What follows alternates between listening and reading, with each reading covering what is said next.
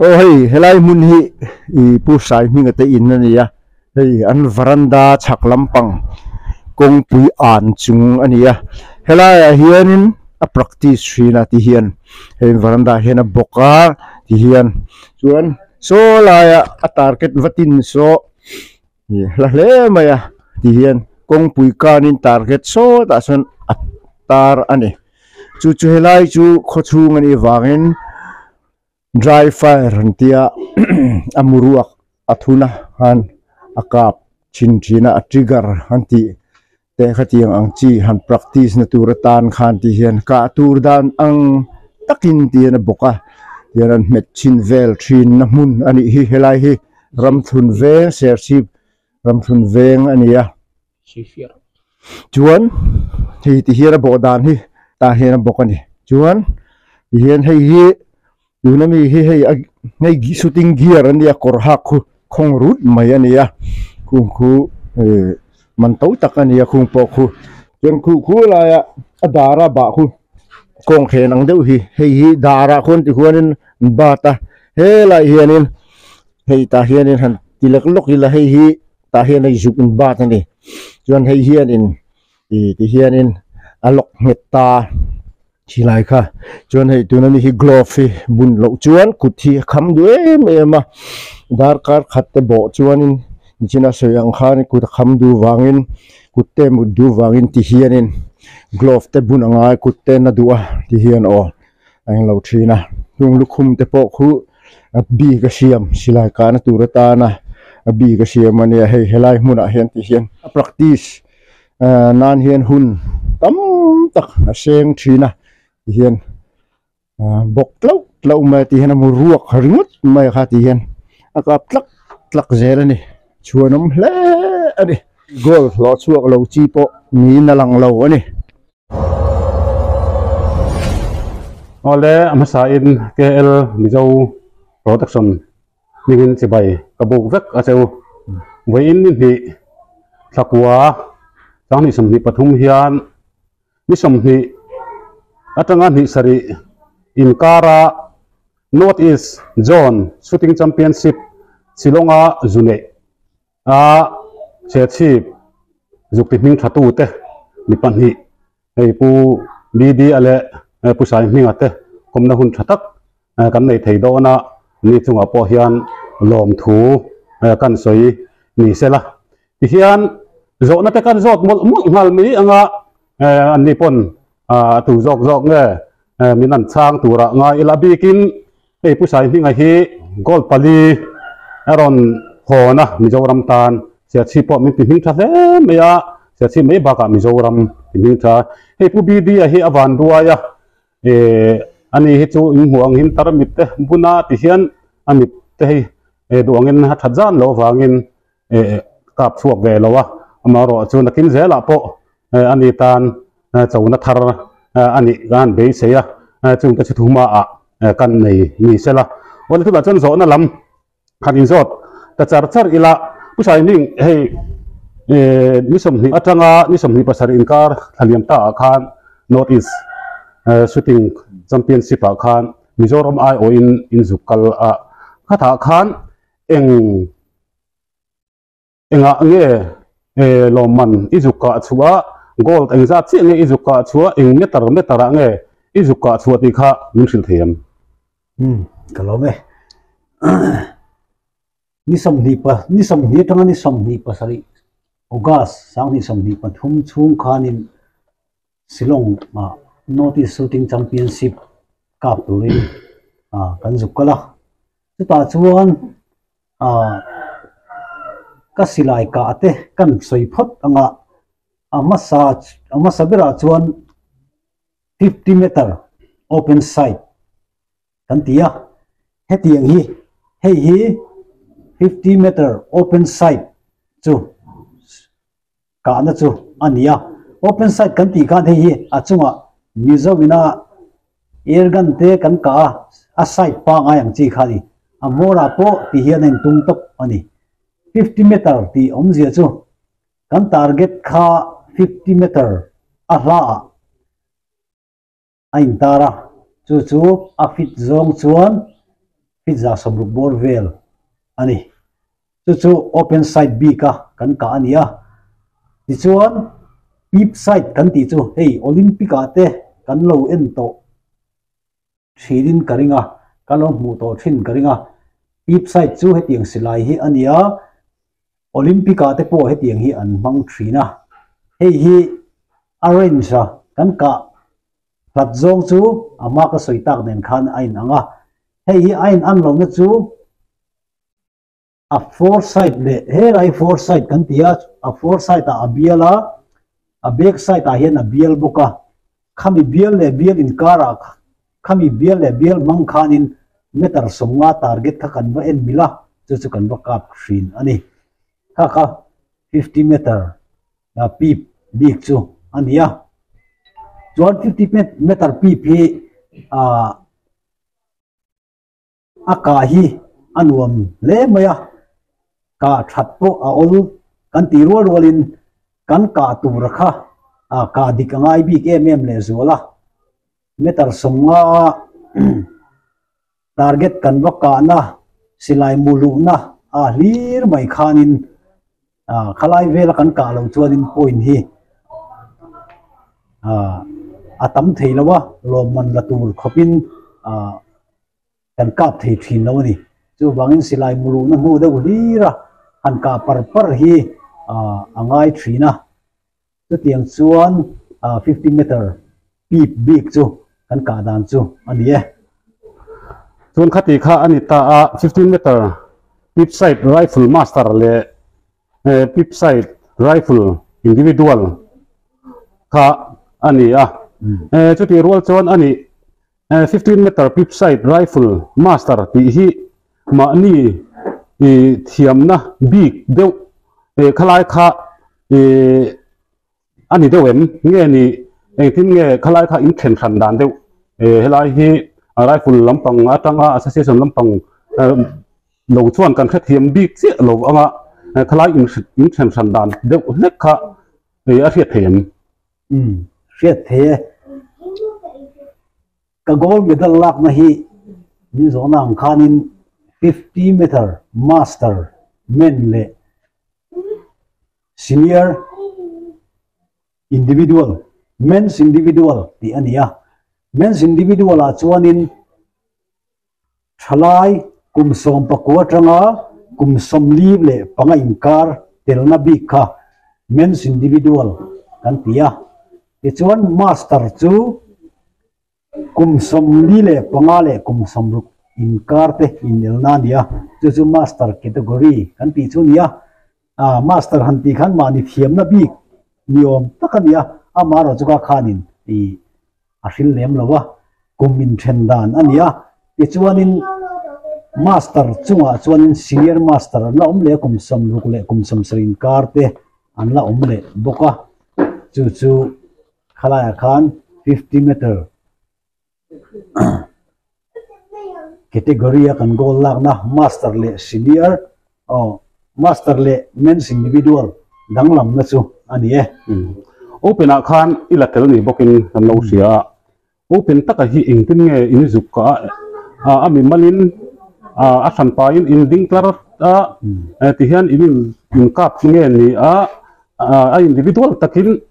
room chunga amalin in kap nge khalai te kha min fil fiala them yeah open site open kan tia open hanti kha chuanin adu ka thei mi om takania alan dana chuanin arik dana chuanin ma se open hanti na taka chan kha chu a site zoka a en dikna zok lai hi helai open site ani wangin ain open beka ain hong beka ka open ani na chan chu ani zoka khami kan ka dana kha chuanin apa pip kan kang tho khania bok khup chunga ka nia meter somnga hemi ka tur hianin open ka tur hianin abik takin mi thatangai le zola har sabik ema pi pai hian open hi chu a score te po asang theilo zoka silai ka har tak zok ania wangin score te po atam du lo khop mai ti kha kan soitel du bok ani ani hemi note is shooting championship a hian du tel thei nge mi za nge tela army lam te hi som tel lam ni ve nga yam ti kha pubi dia helaya kan zukal ve helai kan sersi district rifle association kan secretary hian min an chan sak sela ya secretary kan ni president zo sorry oi reng ho ha du ka thai ni lo ve qualifying point na umbe ka chumi rifle la chuan na so yang han open sight ka chun Mizoram ai or to chun chumi zat point chu aka thenanga ya chu state championship kan ne ya karin siara chun headline po yanin deep side at ya po ha qualifying point na umta chun ai ang lawan ya qualifying point na katin pistol ate po oma yang han category sang han qualifying point ka umta khatiang ang incap ho National Rifle Association of India inaron duana hanin hadmi ka tin ho ka North East Championship a hianin until thei ani chu ani chuan pubi de bokan zot lenga president North East Shooting Championship khel tur hian ing ang ra binge ra ngai kathiam alom ti awang hian atel thei ve ngot rengem ara bi anin cher chuan chhodan tura kha engtia kan nau te hian ti ve du don ta sela lo tui de te hian khati jong khan enge ain cher chuan chhodan de wa kha min han khil fiala nakin zela kan nau te lo khel du anom khan kal kongan phong lu tu lo nang khalai te khamin khil se thian ni tui mi te tam chuan kong en hong sai me ma sabera chun Mizoram Rifle Association umta Nuaya District Rifle Association le ta chuan chumi Nuaya chun club le ta ni chuan ni na dam taka chuanin kan club ve dua atui ve ti ni chuan club a te kan anin jiak lu tanga chuan club chuan ta district a han affiliation an ron ti vekta tum tu district 10 the championship te an huai hota a chen chuan club te kun an huai hotan om thowa ama ro chu club huai hot te kha chu Mizoram Rifle Association te kha chuan she pui lem lowa a district huap ang chia in ka siak na te patiang khanin MRA na hun kharon duang feka tumi tha chuan district Rifle Association in neyanga competition chuta ting ta chu ati chong chu state level atel thei ta chok ani chu amai ro chu helai district ka te hei chief district ka te po hian kan huai hota tin coaching te po kan nei ta china ni ta chuarin helai gallery te kan nei a puta shooting range te kan nei a gallery kan an ti khanin 10 meters rifle tia meter som ka theina ang chi kha air rifle mo hati ang chi kha an neya chu hetiang ka theina ang chi kan nei ta bukta ni kala ka an mani du zong ang haron changse air gun ka kap thiama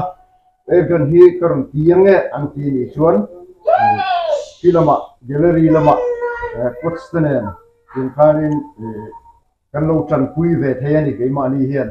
dan du piang te sila ka lo tu mi de chu ti ang chuan a district rifle association a chuan an ron injiak lu tanga chuan membership fee claim azong te kan lo la ve a tin district rifle association hian in 10 meters b ka hi chuan atman ruwa po kan nei ni rifle air gun te kan nei a air pistol te kan nei a chu in gear te anti vele zel ta kor hak chi ang ti te ko ha kan nei ve zel ta ati ang mang khanin he ta ati ra po ming te po pu sai ming te po ati nga tranga in cher chou ha an ya hen mi kan nei gilai gallery kan nei ma pe chu an in nuai te pu an da sa zo lo wa kami mang kan sil polin te kan zar kuala i air gun apo tu na PCP anti ang chi ni lo pam sok nga hetia enge sai na air gun te mang te an kan kap thina ni chu ta nga he mi khen chau hi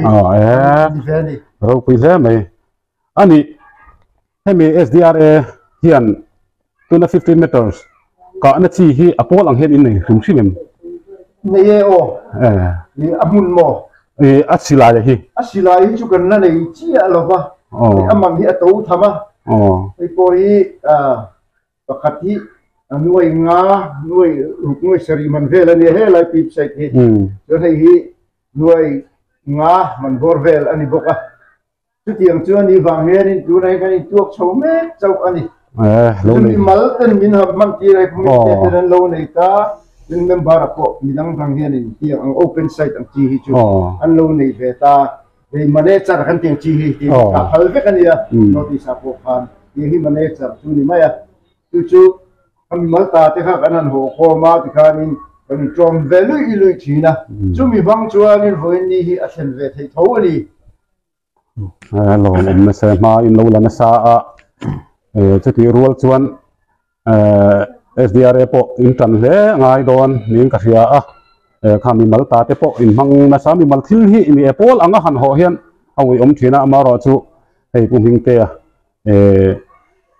Siyasib la Mizoram tana gol paling zuk latuin athil nei ta uimi alawa helai siyasib tana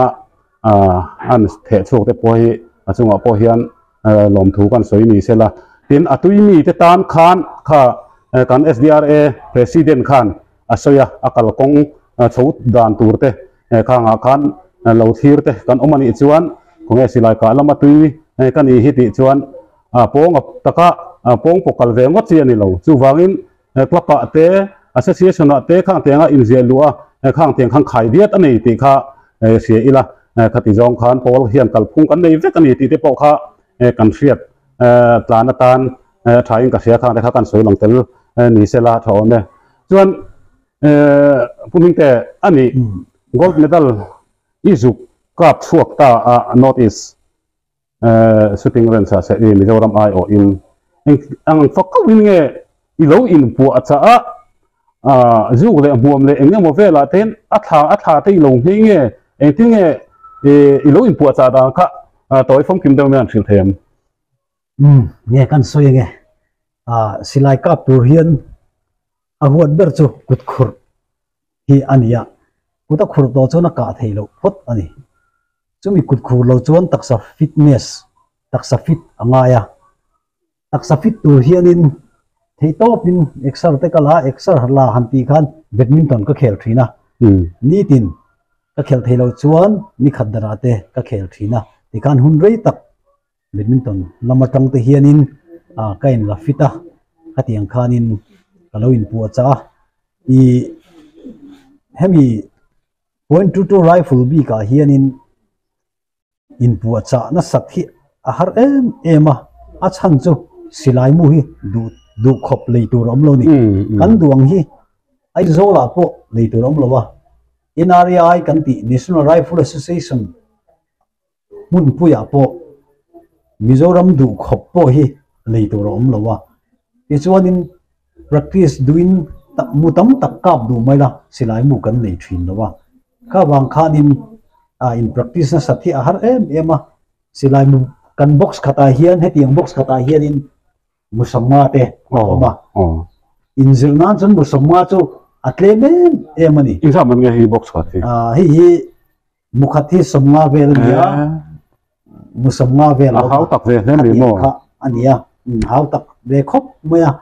hatiang kha in practice tam tur po khanin sumle pai akal tu zela ichuanin a life practice antia amu ne na ka kha amu ne na ka lo hianin azinjir the mani hianin ina kan target hi meter somma ania ka van ne ke ju ka veranda hianin abona ka nei theya meter somma vel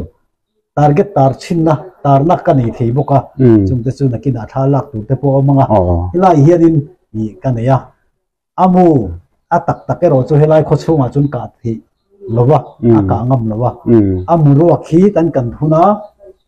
dry fire kan tia kan silai tong tak chuanin khami khan varanda hianin ka boka atak tak turang khanin ka zir thina khatiang kha i tun state championship kan nei don te le chumi nuwa notice kan kal don te khanin ka theng tokin jingkara te ka hun ola piang hianin ka zir top mai ni darkar khat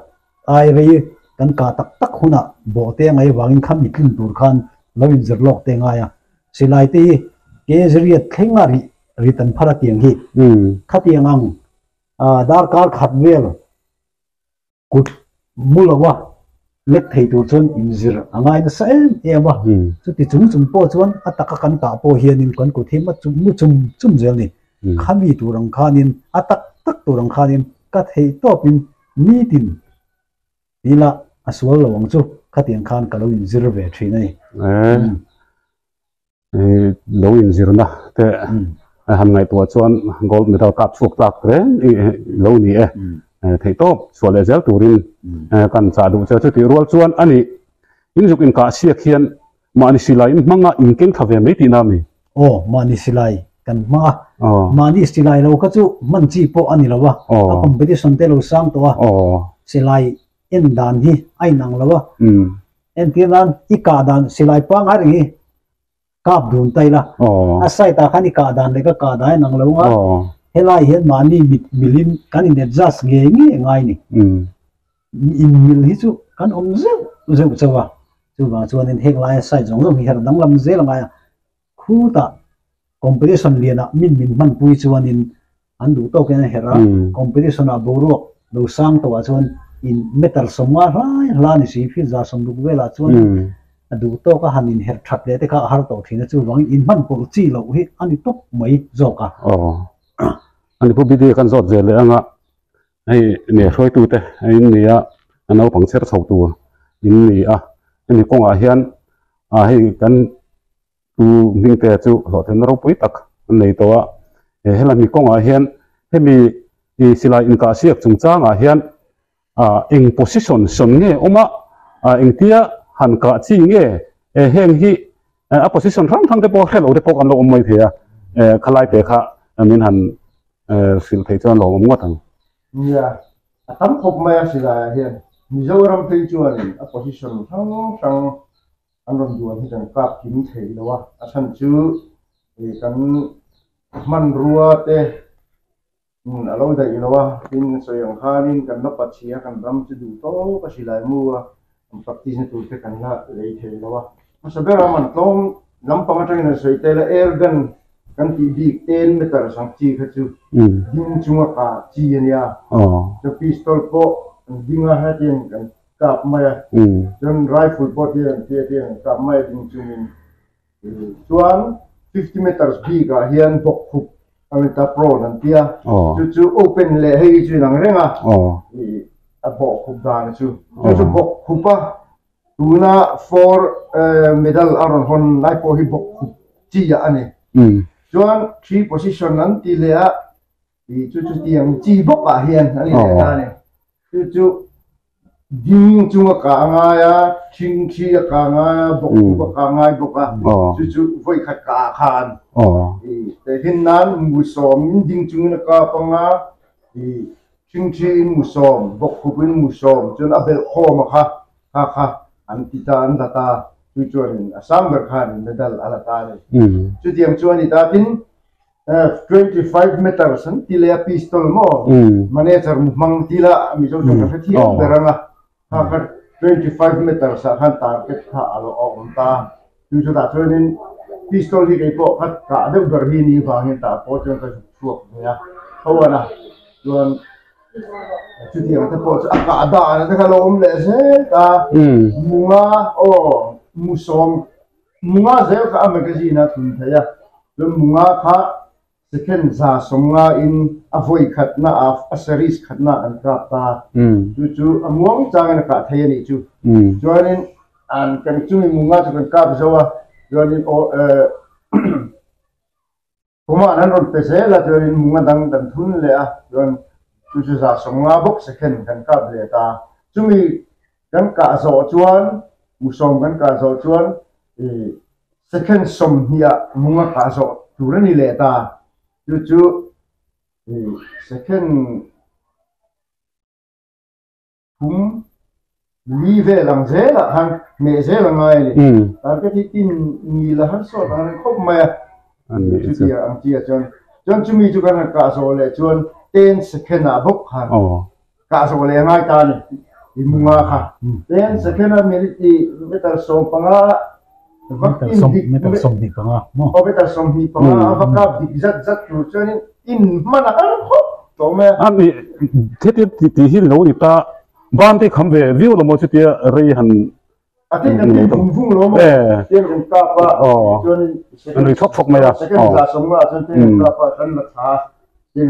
cả nên mình ta này mà chú second sống thì chú lâu đấy to rồi tiền cần cấp rốt ta tiền số mà có đấy lâu thế này mày à tiền cho nên alors là chú mi lâu lẹ chuan meter songa hemi ka za zeta ka pistol aka turom le ta free pistol antia chu manager mung thau ni ka kan meter songa mi han baka ta ne a har to mai ko king kata meter songa target adum la ka thun fu chu a har ta kani tiang chu atlang ku chu ani de umaya su chu atam mai film sel that chu ngai film ne le mai shooting sutaran di tur chon tero rapid fire na yo zero na kang ti ang zong ko chu asoi se ko hi ani lo kin chuan chuan ani puming te rifle a che hi sorbing ti na mi pistol lampang hi I khoi ve mi lo ti na nge rifle bi ka hi sorbing a hi katan hian a thajok in ka sia I ti nge pistol lampang hi I khoi lo sim sim nge halai te khamian sim pistol te po hi helaya polin kan ne helai air pistol ang chi kan kap ve kan kap ve thawa I 25 meter pistol te po kan kap ve 50 te po kan kap ve thawa amaro chu hilhat tak mai ne pistol ka hi chu wangin ka thiam jok ka ngai hin kain solving do chu ni rifle la hian mo ani tak se long na sa kalna big kan nei hian ami zo hi chu ni pero thil hi kan khoi kim dim dem lu tu kalna big nei lo hian a hlo thing tak lo hian kan thiam du ma hlo thin na nei tak si lo hian te hian kan nom du khop mai kalna big leya kan ti tur big a hi chuan in solving thei lang chuan du thu sam ani ti kha tu na pus ning te soya kha na lang chiang le ni ti kha asiata chuan ani hi silai in ka sia ka hian rifle ngat phei chu kan han boka target lato ka oma bulami ten man mo de phei chon ti han kap thui ti han ri dut me khalaya khan ima ania enge mo zau thawna lo thei ania kan target min ang ka entin dan katia na long ka tak dut sia kha chuan zau thawna lo oma kan lo man mo nen thakur khur nen khang khat thilom thei ania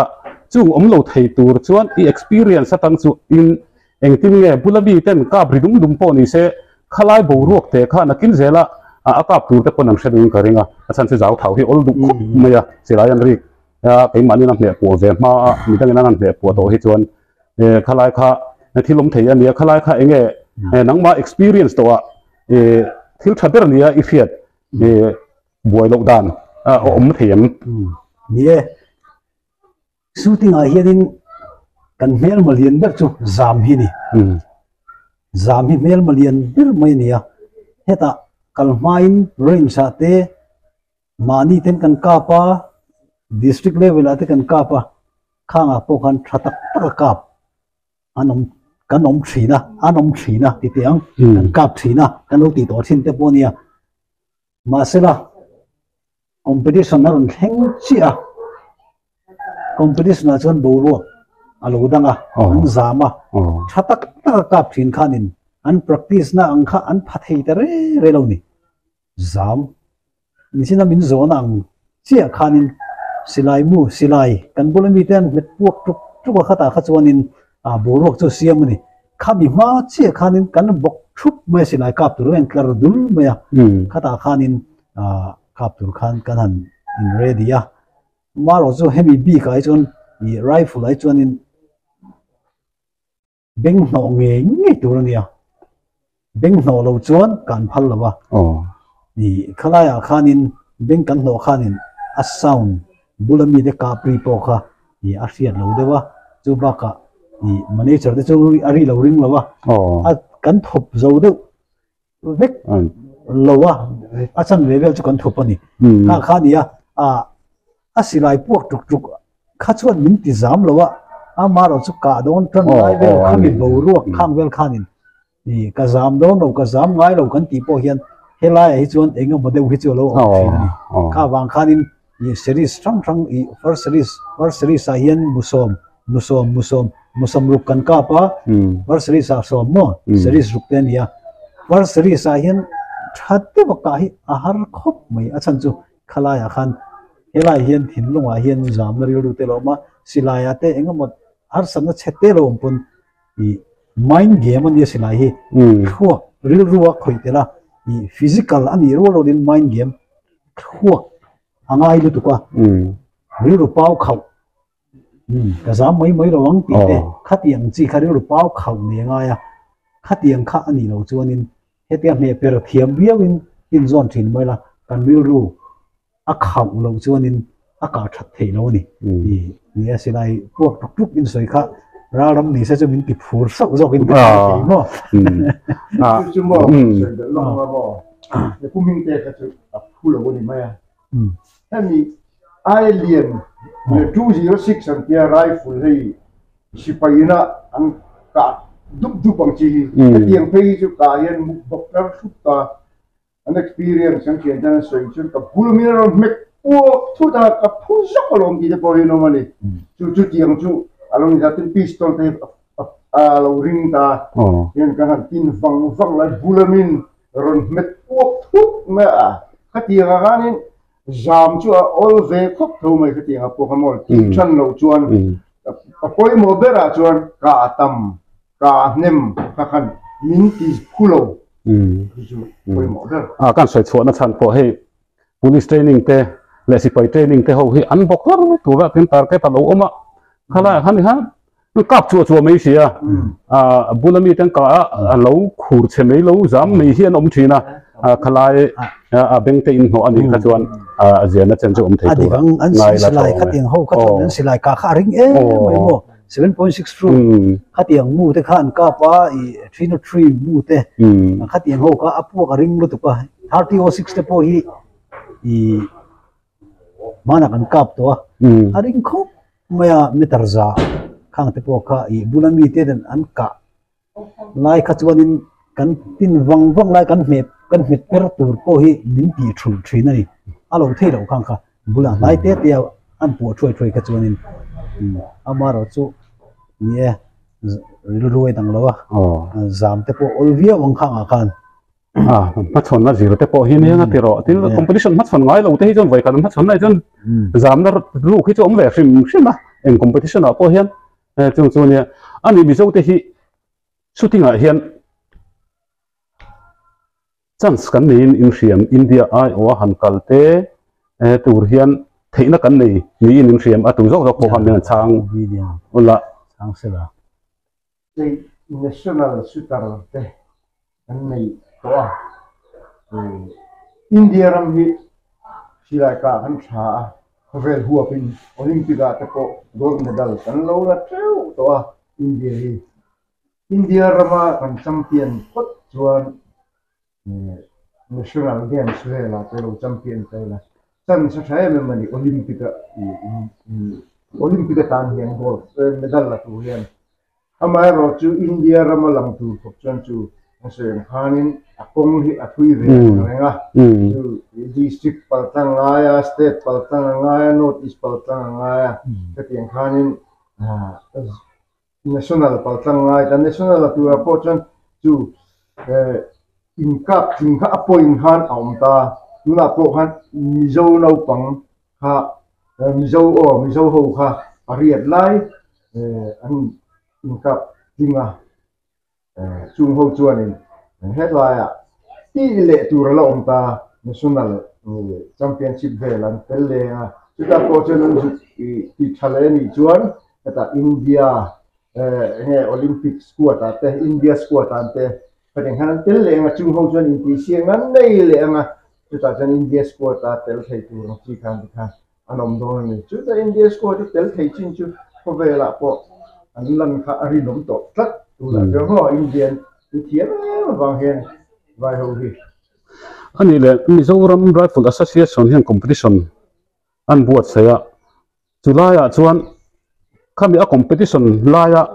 อากาศทับเบอร์ริงก็ตะค่ะปุ่มหินเต็มช่างข้ามีcompetition อันบวชเสียลายอากาศทับเบอร์ริงก็ตะค่ะ state IO ข้างขันอากาศไทยงดเหล่าตีนานี่โม่เด็กเบอร์เมียpoint โคหลังไอตีนาโคมิลวินcompetition ทั้งอี first pass ตัวชวน 60% กันหัวอ่ะฮัดยังเชี่ยคัน North East กัลตัวชวนอิน qualifying point cut off point ค่ะ National Rifle Association of India อาลูเซียมเดียมัน State Championship อ่ะจุกกับตัดจุกตับกับไตละกับชาเบวิโอ point ดีละ medal พอจุกละตาละ gold medal พอไหลละมาเซ่ข้ามี point เท่ากัน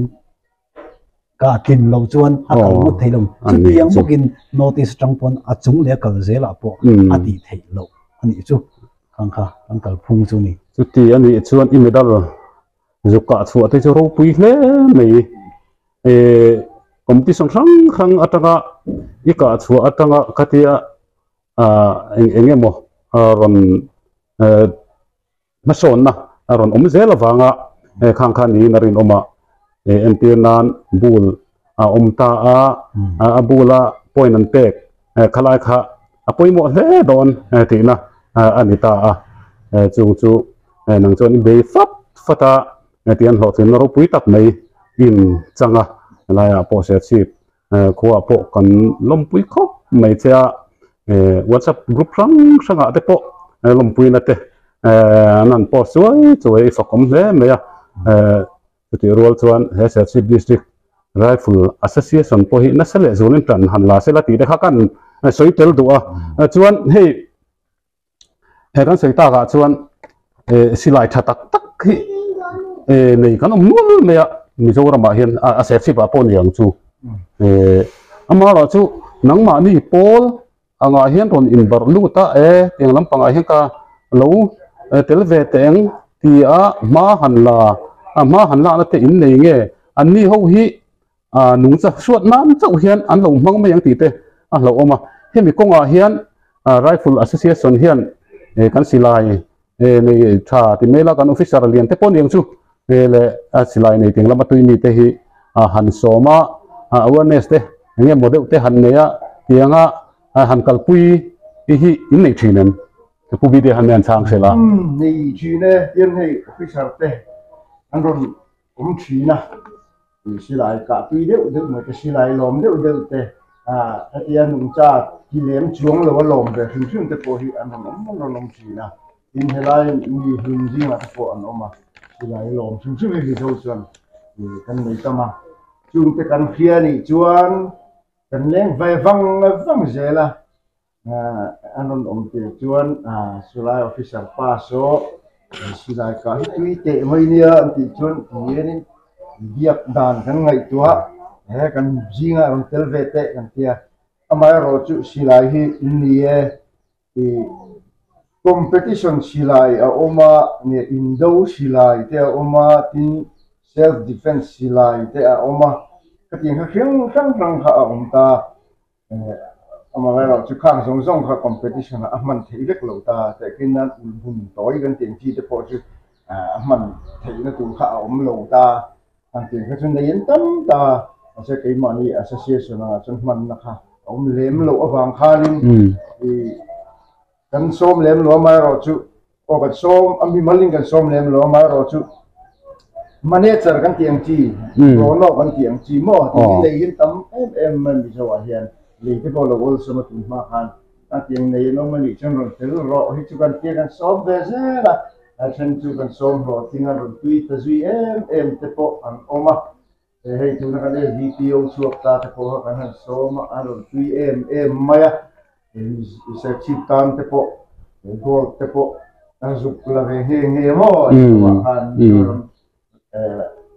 state championship ผู้กาสเตค่ะ Puka state อ๋อ Casting. อันช่วงตะเลยห้า อื ละ ม ดินทานี่หัวท้าอีครบไหมทางเปลี่ยนสปอร์ตจนกันสวยเด่นแล้วมองเราคุมเตะ Kan kepo say be dur ka dune pol ina kan malak na ka. อ๋อคุมเตะดูน่ะอาทิตย์กาชัวฮิอันนั้นไม่โลนี่สิฮิกันสวยลบไปดู อืม น้ำตัดจ้วนนี่เนี่ยอันกูมันอุปัตอันอุปัตตัวอันอุปัตปุยจีน่ะจังสิไลก็ถ้าไปก้อนลมหรือว่าน้าลมอีตอกจะขันลมไม่เทีย อืม อามาโรจูดูน่าโกรธจุกลากไม่ฮิปัลลีเนี่ยปัจนี้ฮิกุมสมปักวัวเล่กุมสมลีปังให้อินการข้อเวลาพอสิไลก็เทียมรัวลมทมนะ อืม อันนี้ตานี่อากุมRH group อ่ะ อื ส่วน มอดิเซีย จุดอาจารย์โกลขับไปนี่แหละท่านนี่ อ๋อ กุมสมปารีกุมสมปักวัวเล่สมลีปังให้อินการจุดชลายรัวสักวางไล่อันนี้ ถ้าโอเปน ผมเป็นเลยปีปาก พี่ปากคัน อันนั้น อ๋อ เรื่อย อ๋ออ๋อ จุดไล่คุณจุดกาเสียงน่ะพอจวนนี่ อืม ขัดยังอ่ะพอกัน national shooter เตปอ national shooter อันที่อินเดียรัมคุมคุยนะ shooter ช้าอันปมเฮาจีขัดยังอ่ะเราเตลต่อทีมอันเตปอข้าอันนมนวล อืม ข้าเฮาสงข้าอาสุคูมินเงินนรนฮอนตีนะอันนี้ เราปุยแล้ ส่วน ว จุ ไหม ดบ้าจนมาสเตอร์กันตีเตปอข้าอันที่แม่มาไว้เตปออันนี้จะช่วยกันเชื่ออันนี้จุกเลยหัวมซงเตปออินซูมที่ไม่ยันลงดีไว้จะช่วย อืม จงเตียงช่วยเนี่ยข้างเตียงอังคักุมสมนั้นลีปังจินชาไม่ตะพนโลอมคิวทว่าจงเตียงตะพนสุกะคุมเทอันนี้ อืม จูบังช่วยเนี่ยข้าอัดเทวเนวเลมหรอวะอินจูบักอันนี้เวลา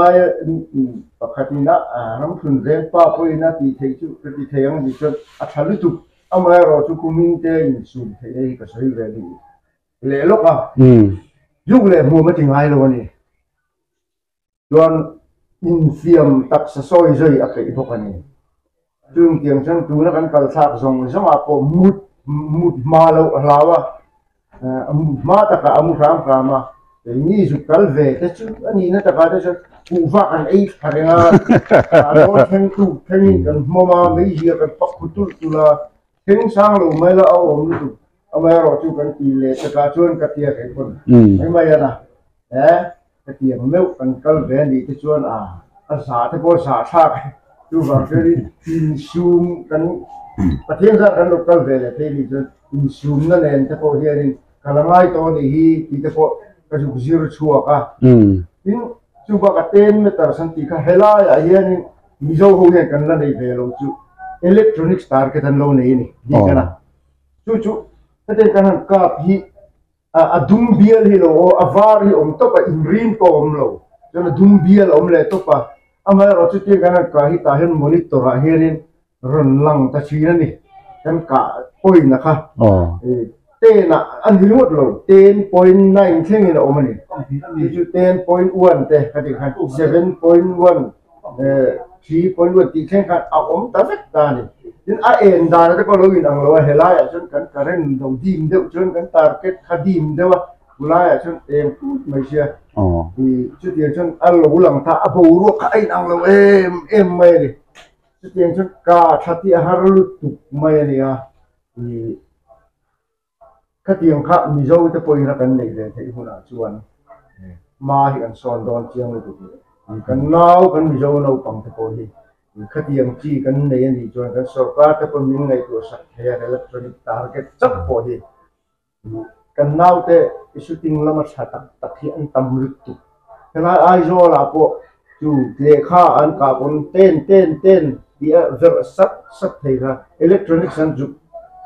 กาเมลชวน987แต่อันกาบน้อยไปนี่บูรุว่าใครนั่งโตลงดูกตาร์เก็ตตาร์งว่าปกหันมาเวลาจนเกี่ยงกันเมง่ายโตเพียจนกันเม็ดเลี้ยอารมณ์อีเล็ดเล็กมานี่เกี่ยงกันเลยค่ะเกี่ยงกันด่ากันนินตาร์เล็กกันเม็ดเพียเลยนี่คู่ตาจนนี่เวก็เห็นที่เฮียนั้นเราที่ตกมาอันกาเวเลยค่ะอารมณ์ลังมาที่นั่นจุดเดีย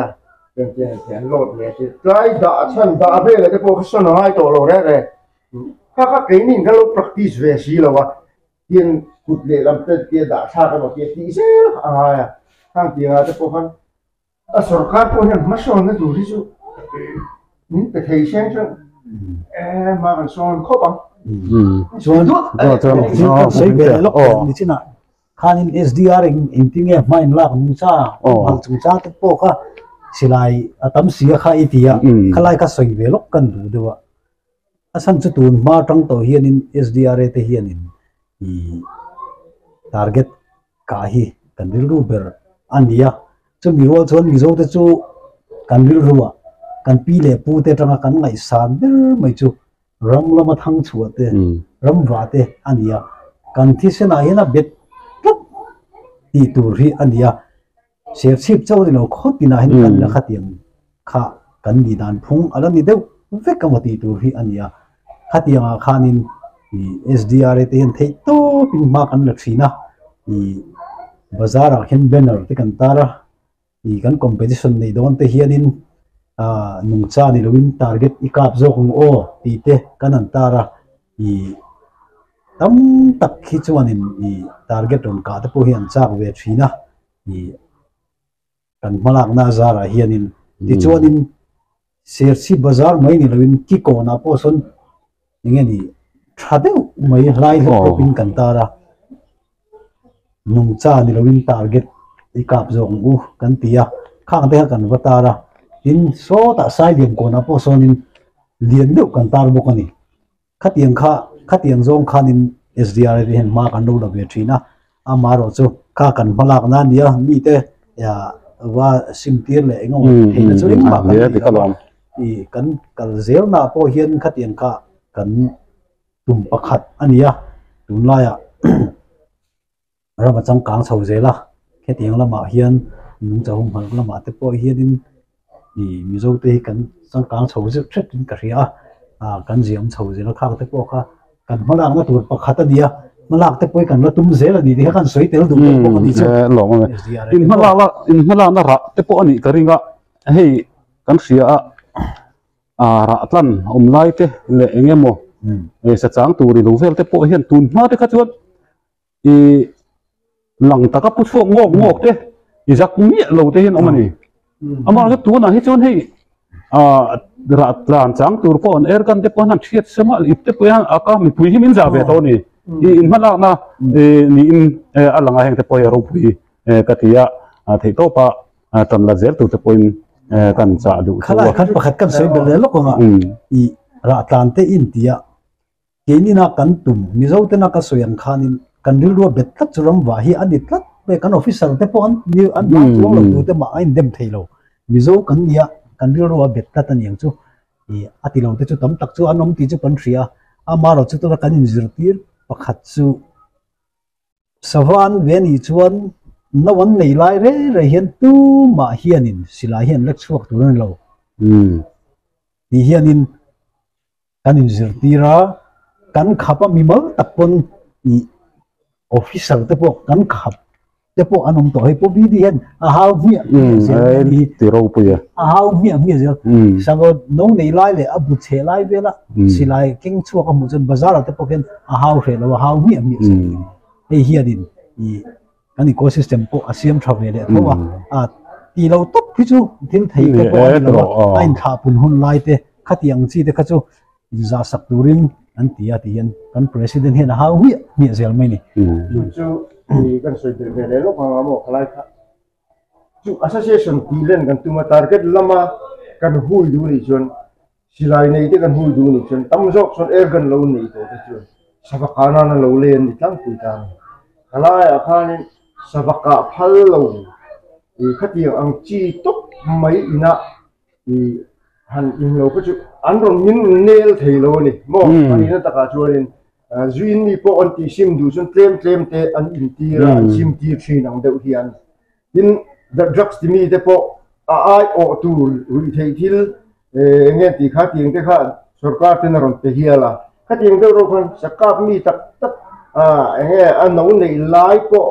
nei lo lai po ni se no te po ni se no khoi po ni se poi sak nei mi lo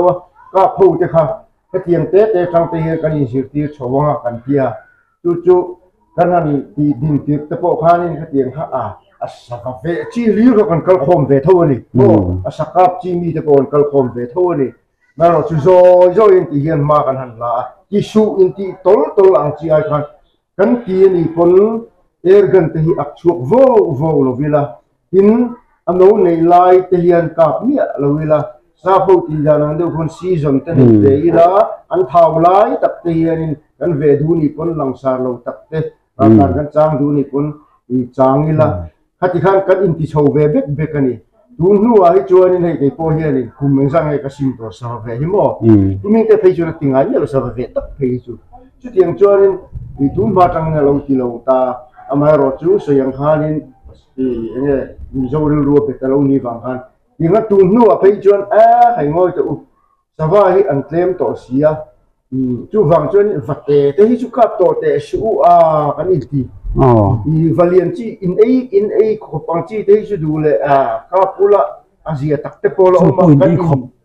in a khop pa ka lo ula te kan in ti chho ta ni don tung nu te pe chuan in safa lampang hi chu an tlem to si kru i kap to lo u te ge pon ko sim to nia kan han ti hoi tu lo ti ve to te pon mo kan han sim chho ta chuan in khát tiền hát anh lâu dòm về dễ mà một khát tiền dòm thế mà cần lạc về nó ra tới phố anh nhìn cái gì sao phát cáp tới phố hi anh tâm tổ là vấn đề tu là hết chuẩn mò cái là sẽ xia số là phải cho sao phát cáp hi anh ông tổ mấy phần cần phải tổ là tu là chuẩn mò bây giờ một mình đi cả in khá bún lai anh nung sa in khá bún lai cho ni anh này tới phố hiện hắn in zoom thấy được sẽ là chỗ tháp đó mấy tin nè mi tắm ta cái na ăn soi te chu ăn đi khop te hi chu ka po ni se la thu fan ani ip te pui kau huk te hian an hon thina ti te om thina ni ni chu chu tu na ya lens te an han vu a ka thel thei to lo ti thup ten ania air kan thatak tak nei ania ma ra chu in halak za ra ti hian kan ma kan son zel tu ra te po ngai ila tho me ka kan han kual ta de du a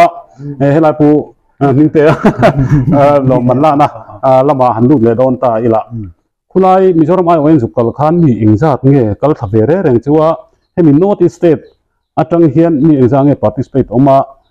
chung zinga chuan ti hian metal iron hon na mei ania aro pui don le mei le zolina fiata ami silai ka phrim za ta te po kha khira cha koma mizoram atanga ron kal mizoram atanga zukal engzat nge an ni a khalai notice atanga kal engsa nge anni khulai vel bo ruak te anu mem ti vel te kha min an fil le la chuan pubidian han tui hi ve le box la khulai an dan te le an hun man dan te kha an tui hi sela ma sain puming te an kal dan tlang pui mi engsa nge anni ti vel kha an soi sela thang e ni an soyanga aizol atang khuanin mizoram matang tanga kal ho zinga chuan tam bera longtlai te an kala longtlai a pani ania lungle tangin pakhat akala sai tur tangan kala ke ni district kan ni le a khang kha kan ni de umya mizoram team kha mi somli le pakhat kan nia mi somli le pakhat kan kala ali le khatna kha aka be tho time kha puvidi su tar ni be tho sanga coach ani tro coach nen somli le pakhat kan kala ani chu chon kan soidu pakhat chu lom do mai pakhat kan ei chu i mizoram ma hian po hen goal hi la ka har emema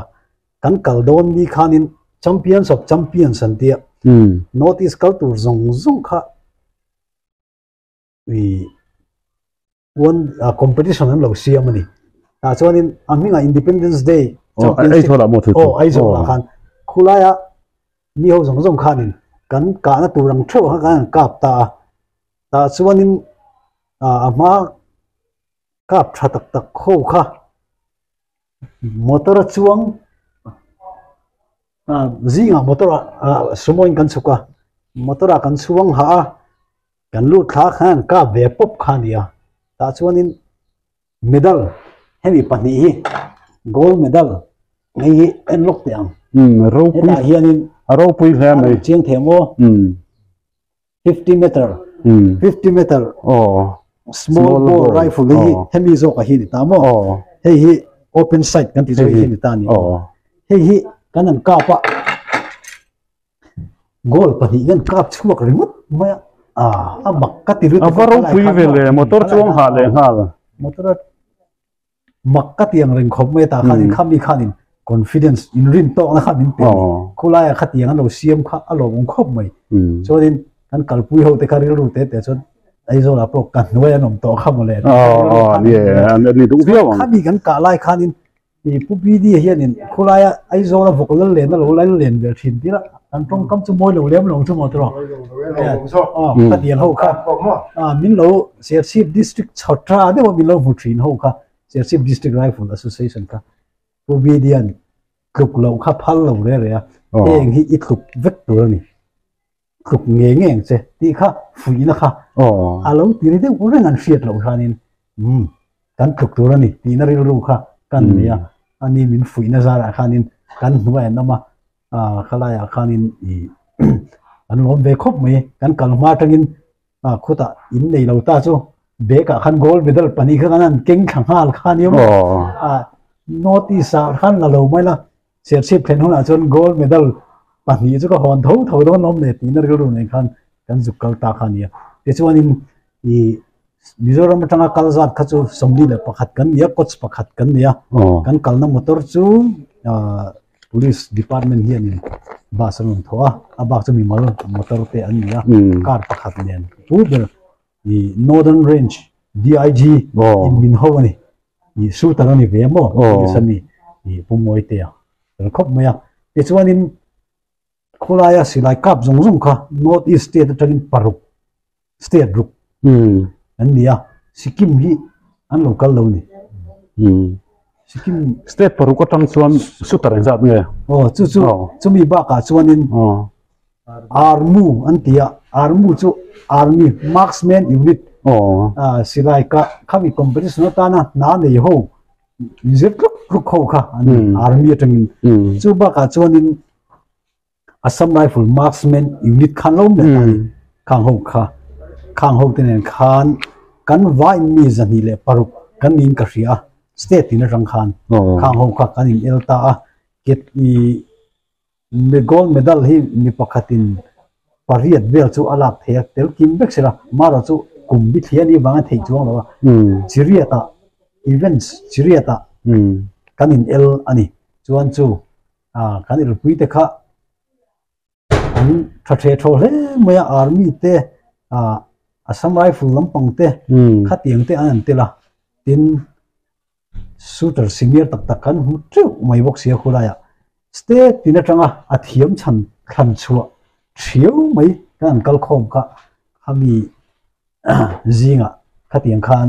SDRA po teru tin medal kan han la ve thi ti kan in chuang ru ve ve mani ti khan soi tel du bokani chu kan pot tat lok nga pubi dia tong le mai mi zami paruk mi mal zinga gold medal pali iron hon thei ani a chuan ti chuan veng vong ye mai ka tia ro pui ka tia tin a civil lama tangin in han ni zui le ngala army ta chu lo ni sela ani chu control na doya ani ni thei fe taka ka ngai lai ania army te in han khuma ro pui le zwal ani don tu bi dia khulai bo ruak vel le nge an zuk dai dan le an ti sa te pui han sui ngal sela Mizoram ina in don nge helai se si batanga Mizoram form han ding lai hung lam pang te pui lam te sim sim Mizoram shooting ya tun hela herin hey sponsor tu mong ve a lela tun da ding ko da nang chi kha ti pon na ya chuan in lo kha medal kha Mizoram kha insat ya somli kan la pui le mai zahni le ya chuan chu ta chuan in apum pui han pati na tro ko ni kha kan thuk lo na chana ko ha ya Assam hun tame me ma shutar hi an lo thado ka tin man ruate infrastructure lo ne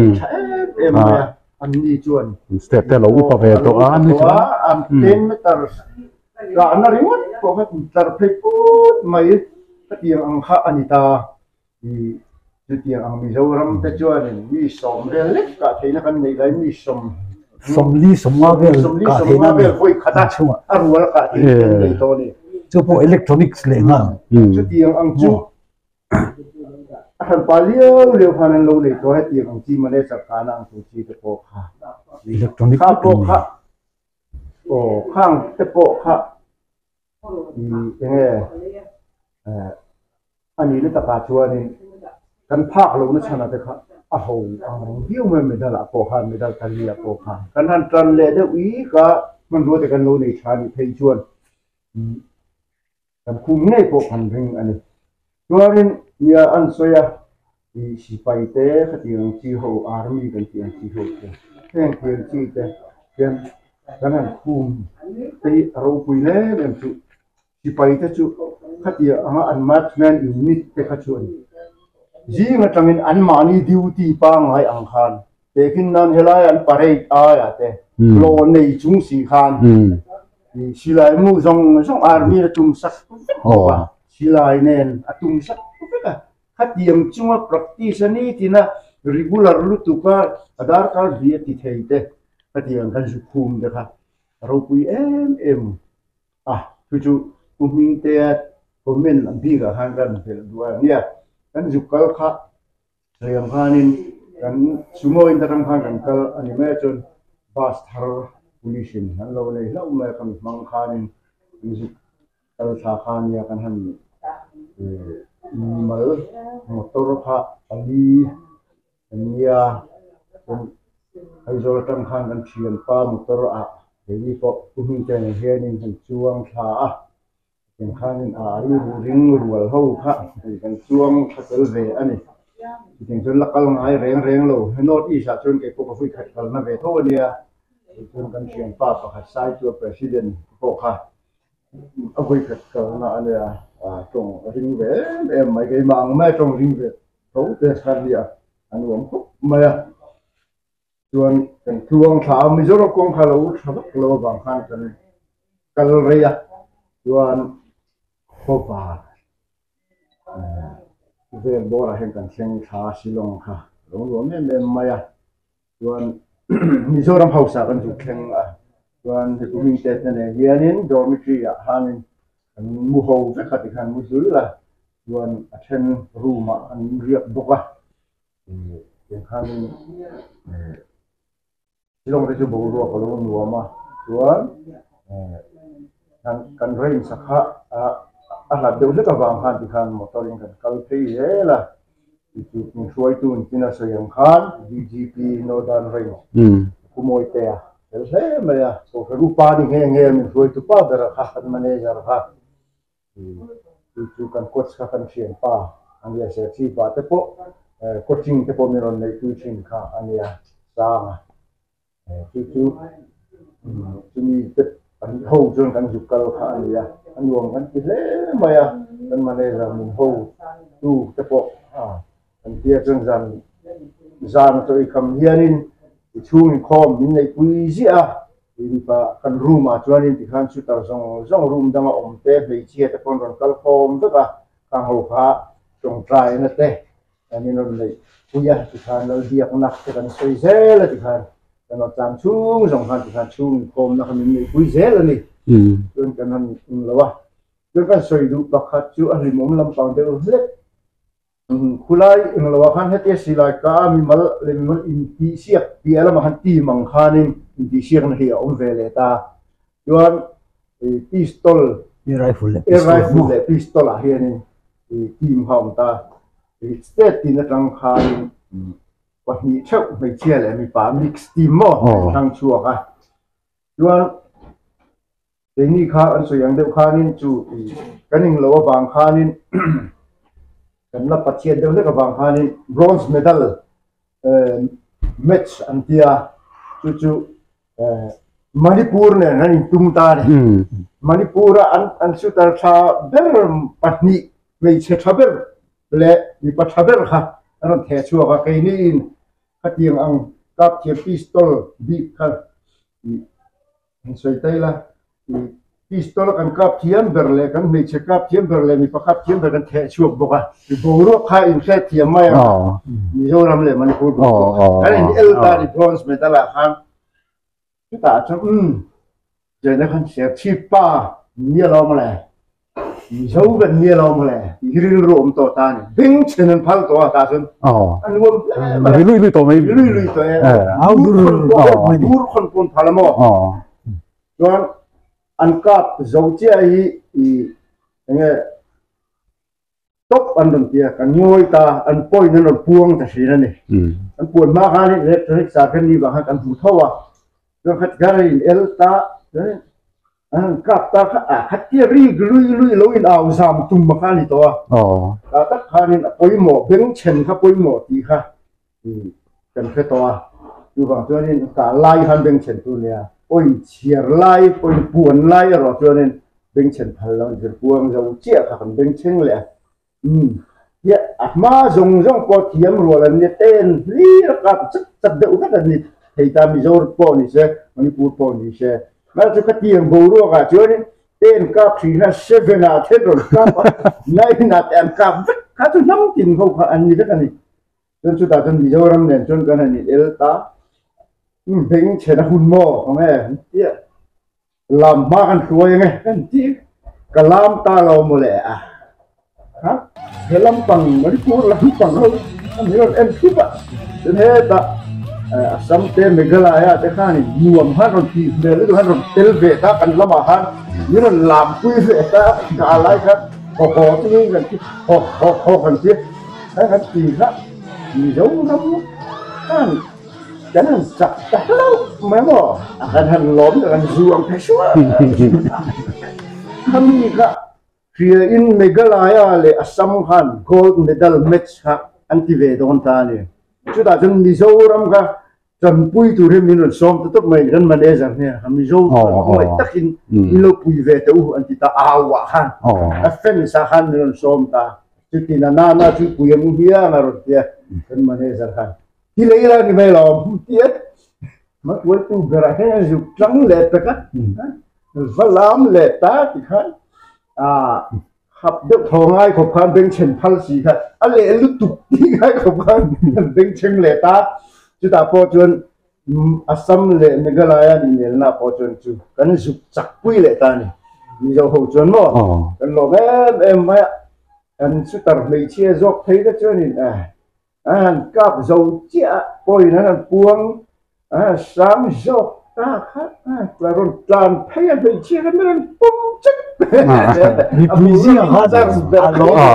khanu ka alom tu ka bo ni ha bị bùi chú lá tập sức anh lâu ka khá là cũng sẽ là sự nu rất là lâu thích mấy ở đó video bộ kan này mấy thấy sẽ em vết to mà anh vết to cả sấy phiệt to alom tu kan hi ka tràn puya thì tràn puya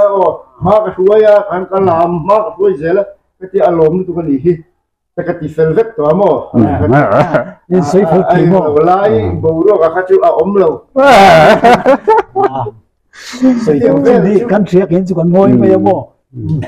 chứ tiếng về chịu kan bầu rồi cả anh ya chọn result han puang ta ha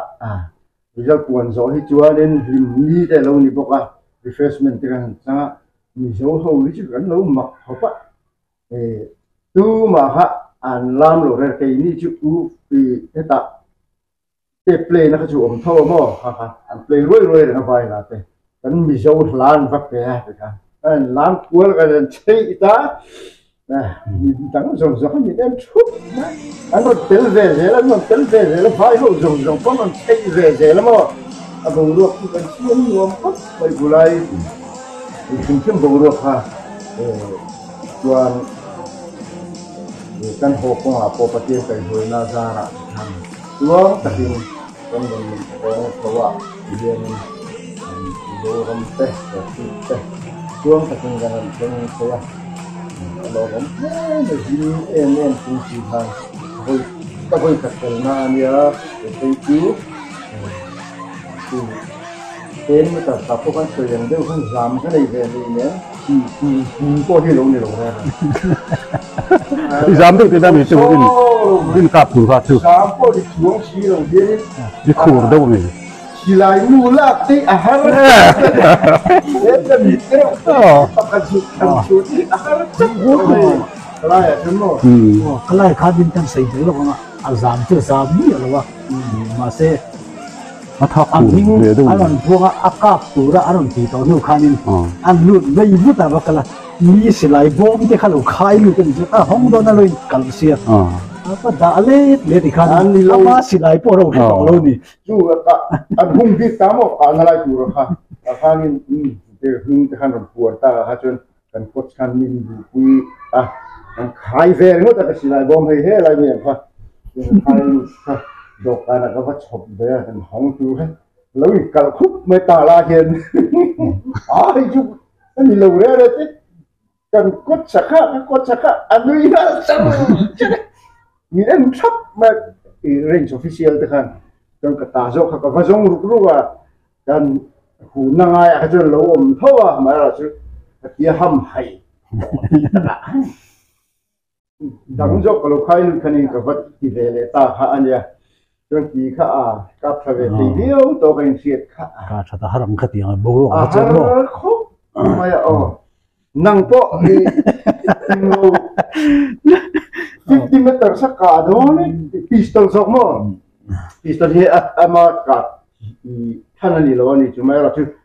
so yang khani enjoyment a heting dei ka ju ka ve tho ni enjoyment tan mai mai gen khulai kheng thata ta chu kan tia helaya kan specialist nan ni lo ma se ka tiang kha ka thei tu khan kanom ve tho wa khan ka thei tu kanom ve tho wa khan specialist lo na po kha ku ming te pon hol ve chin ka tia an hol về từ khắp pistol khắp đến cả ma trắng tổ hiện phi tổ mấy tây thu thầy tổ rồi tây xí lại hùng đàn từ thì về mấy mấy cái khác thì buổi buổi này chuan cần gì ngấp bạc hạt thì từ in là room đấy mấy với khát cả nó về thấu ha mà chúng ta bỏ cho nên ta Mizoram bỏ khát về thấy được mấy 50 meters năm 50 meters song la không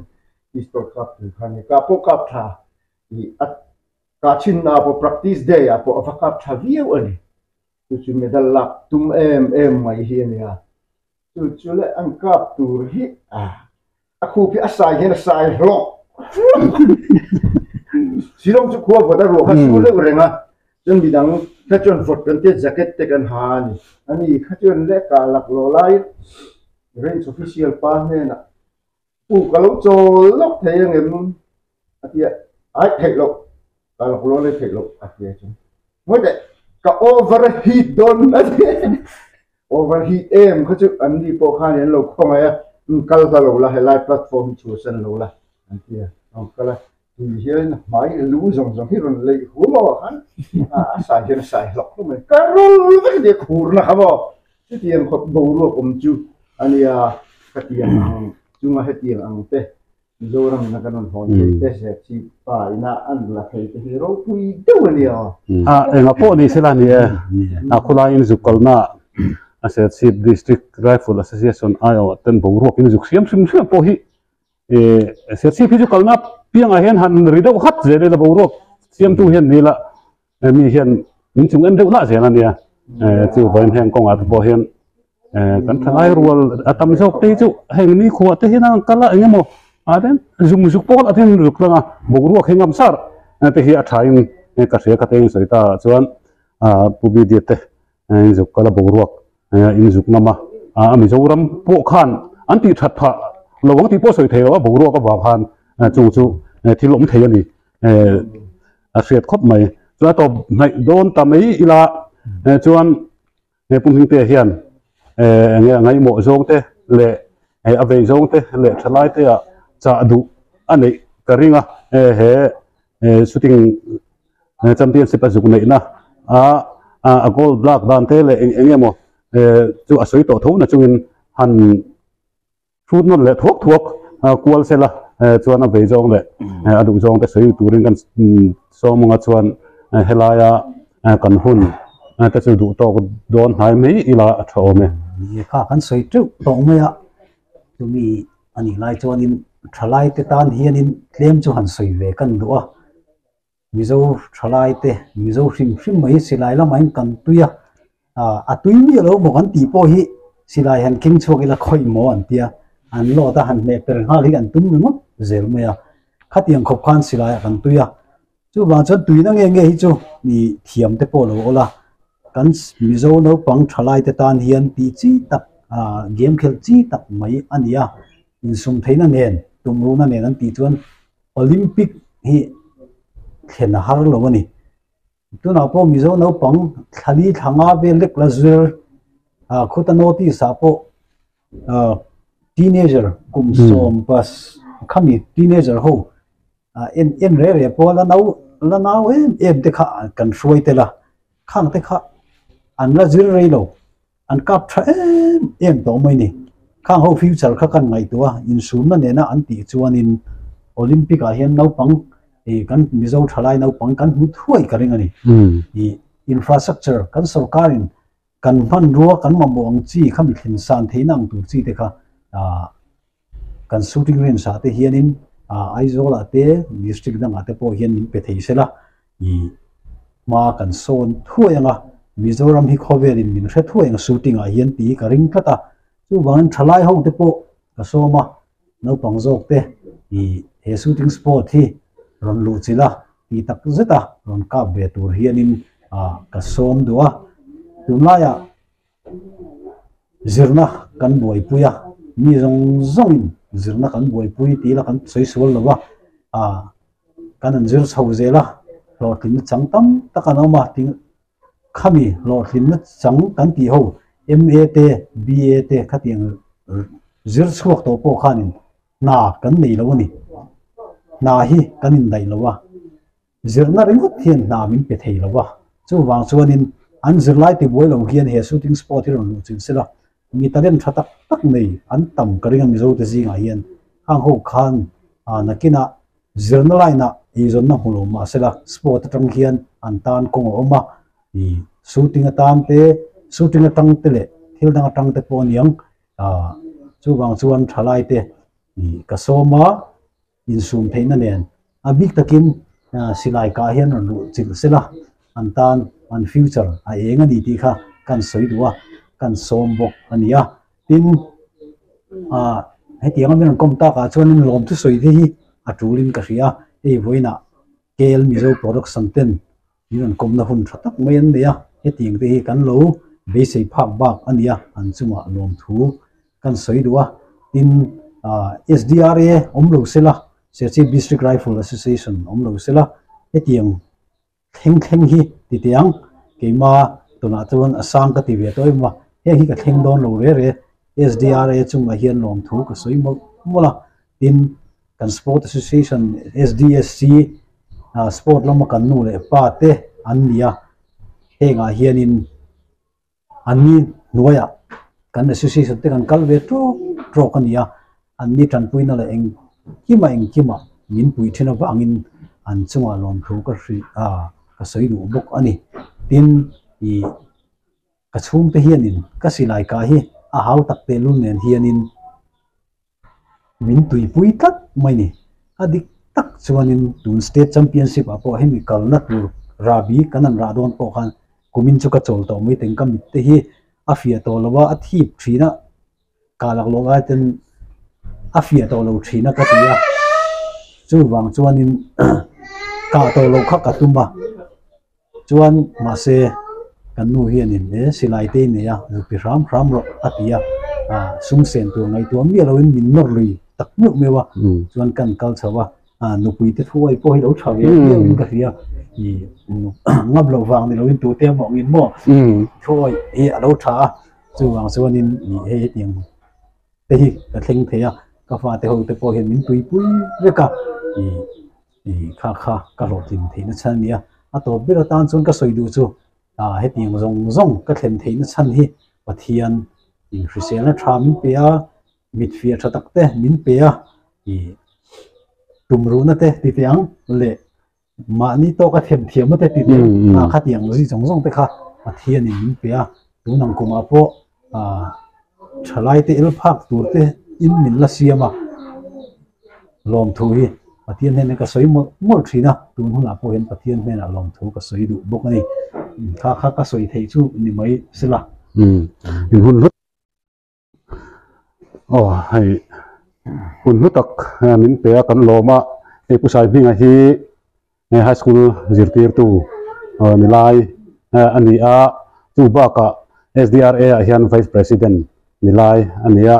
ai voinia president nen hun mom tak mai kan han hong ho hi kan lom le me a chu wangin an hun kal lezer tura po du sa na sang per van chungin chibai bu nge an lom e